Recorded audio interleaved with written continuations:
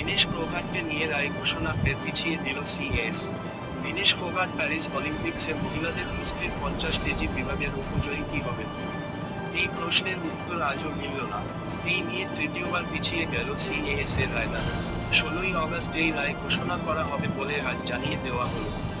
CS তরফে জানানো হয়েছে, বিনেশ ফোগাট ও আইওএ মামলাকে চ্যালেঞ্জ জানিয়েছিল ইন্টারন্যাশনাল অলিম্পিক কমিটি ও ইউনাইটেড ওয়ার্ল্ড রেসলিং। তার শুনানি শেষ হয়েছে, তবে রায়দানের দিক পিছিয়ে করা হলো 16ই আগস্ট রাত 9:30। যদিও বারবার এই রায় ঘোষণার দিক পিছিয়ে দেওয়া নজিরবিহীন। সাধারণত শুনানি শেষের 24 ঘন্টার মধ্যেই বিভিন্ন মামলার নিষ্পত্তি হয়ে থাকে আন্তর্জাতিক ক্রীড়া আদালতে।